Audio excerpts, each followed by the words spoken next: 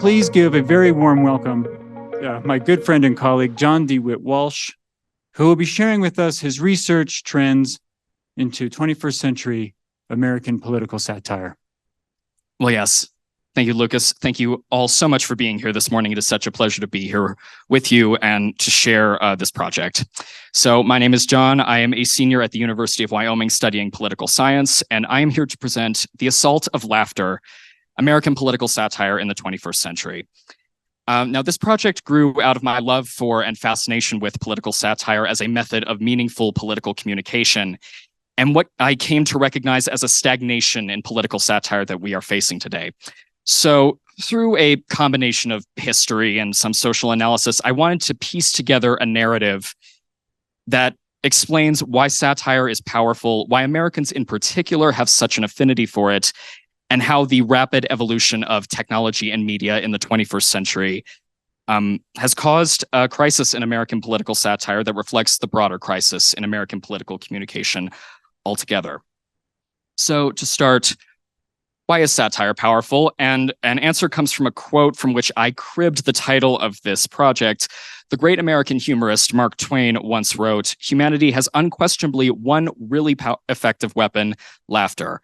Power, money, supplication, persecution, these can lift a colossal humbug, push it a little, weaken it a little century by century, but only laughter can blow it to rags and atoms at a blast. Against the assault of laughter, nothing can stand." So I think a more succinct way to put that is that if we can confront the darkest areas of life with an element of absurdity, the monster essentially loses power over us.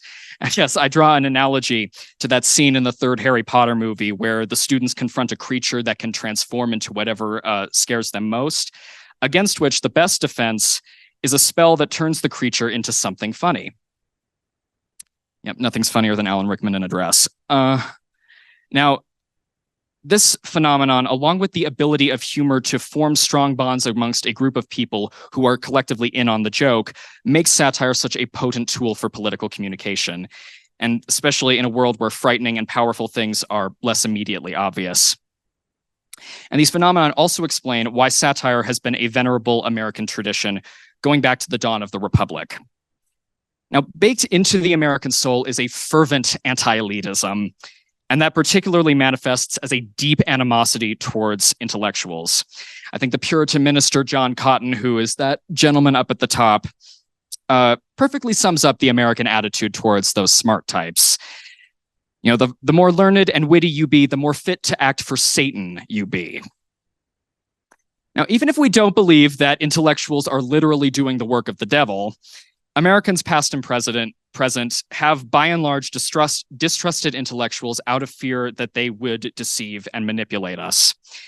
And in order to be tricky, you have to be smart. Now, this naturally makes it very difficult to be a public intellectual, which is unfortunate given their essential role in the democratic process.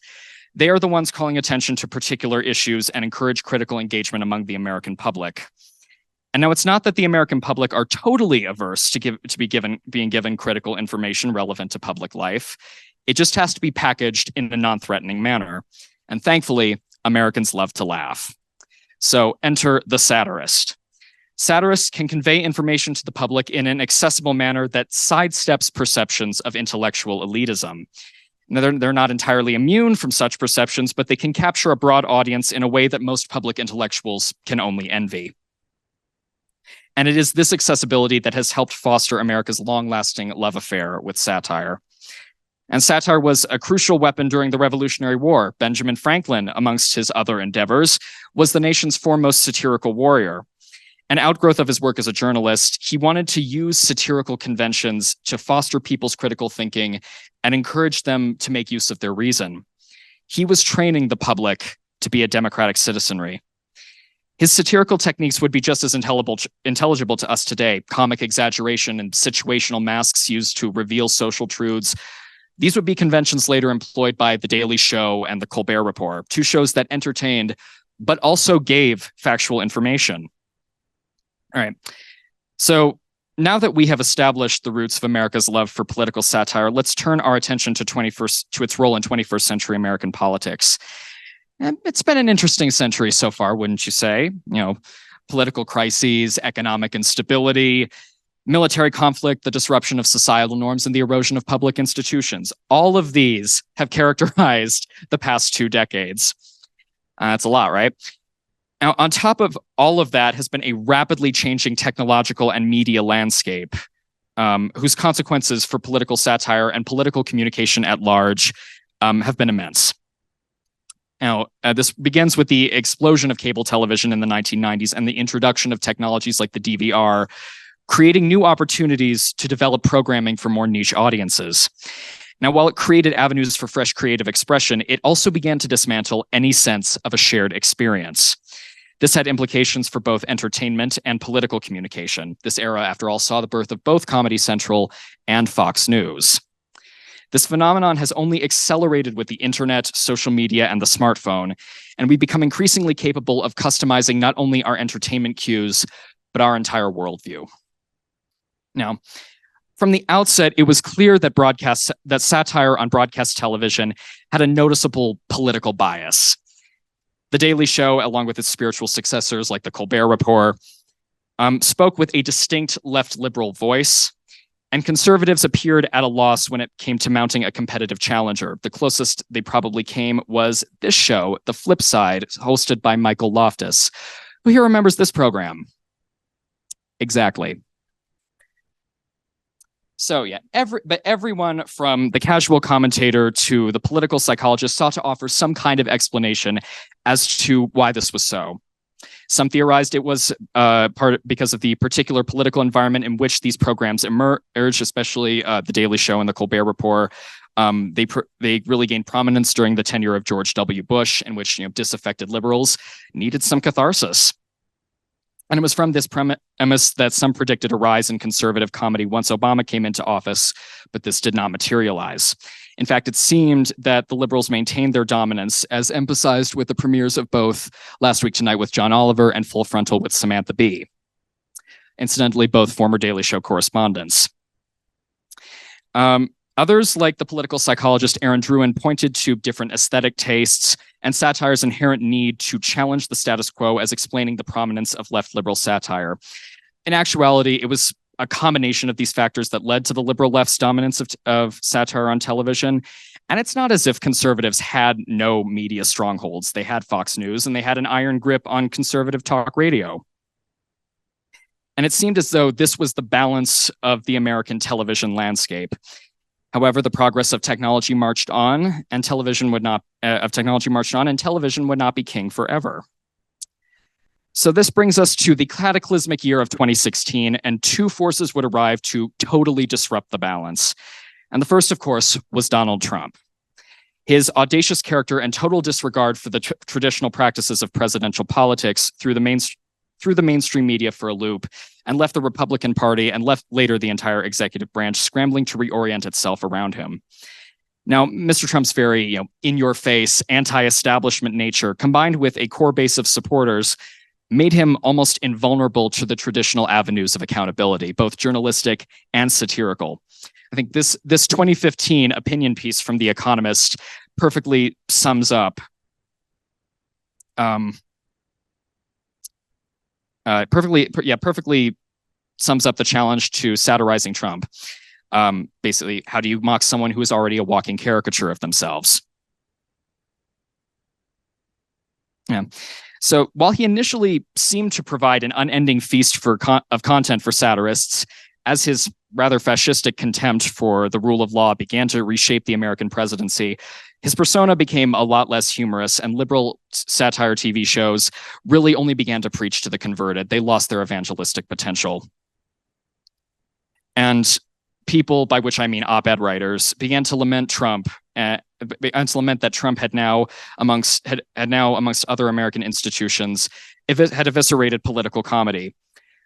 But this ignores the powerful satirical force that helped sweep Trump into the White House. And that brings me to the second cataclysmic force that ruptured the American political and media landscape, the alt-right. For a bit of a refresher, this was a primarily online movement comprised mostly of disaffected young men that captured the American public's attention from about the end of the 2016 campaign to about 2018 before it started to fade into obscurity again. And it was characterized by its rejection of mainstream conservatism in favor of radical right-wing ideologies such as extreme libertarianism all the way to white nationalism. And so this counterpublic emerged out of 4chan and later created strong footholds in 8chan and Reddit, and had perfected the art of trolling, which are these acts of deliberate online offensiveness that do not by their nature have to be political, but which found new devastating potential once they entered the realm of political activism. An origin story, hilariously, not unlike Mr. Trump's. So a central tenet of alt-right activism was the belief that this community was the last bulwark of free speech and expression against the forces of both the liberal left and mainstream conservatives who sought to stamp these things out. And with this anti-elitist impulse rearing its head once again, it's unsurprising that this community took to creating satire using the internet's favorite method of conveying information, memes. So right here are two examples. These memes I chose specifically because they were able to break out of the alt-right bubble and go viral on mainstream social media platforms. This one here, the future liberals want that, went viral in about mid-2017, whereas the deplorables took off towards the end of the 2016 campaign in response to Hillary Clinton's infamous basket of deplorables speech. So, the purpose So the function of these memes was essentially twofold. The first was to fortify the alt-right community from within. As I mentioned close to the beginning of this talk, humor creates a powerful bonding force for those who are in on the joke. And satire is not just pure entertainment, it is also political communication. So these memes were meant to reinforce the alt-right's ideology among its adherents, namely its fealty to the God Emperor Donald Trump, and also its intense hatred for Muslims and queer expression.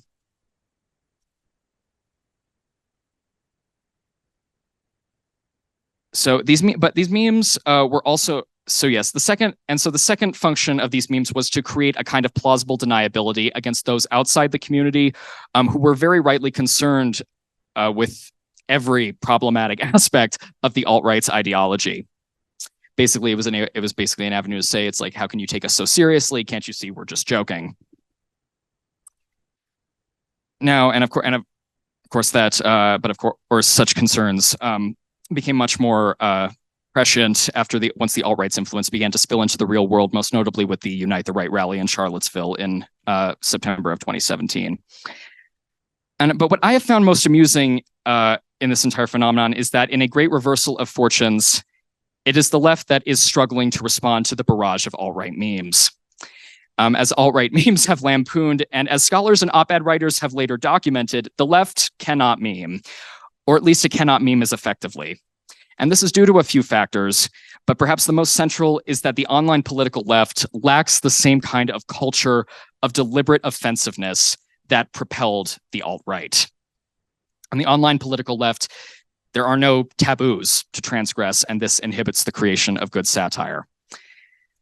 So essentially, this is where we are. Television is still going strong, but the internet and social media have pretty much supplanted it as the primary means by which Americans engage with mass media. Social media has made plain in the phenomenon of segmented audience capture. When you don't have to appeal to a broad audience, you only have to appeal to the small audience that you manage to get. And this phenomenon has only been exacerbated with the democratization of content creation. You know, took a lot of people to make a TV show. Only takes one person to make a meme. And these phenomenon all serve to chip away again at that sense of a shared referential world. This has been a topic of much discussion amongst the American intelligentsia. We no longer agree about objective reality. When you combine the impulse to challenge the powerful with the atomizing effects of social media in which we are able to curate our own worldviews, the entire foundation of a democratic society begins to dissolve. And the worst part is, we've become less funny.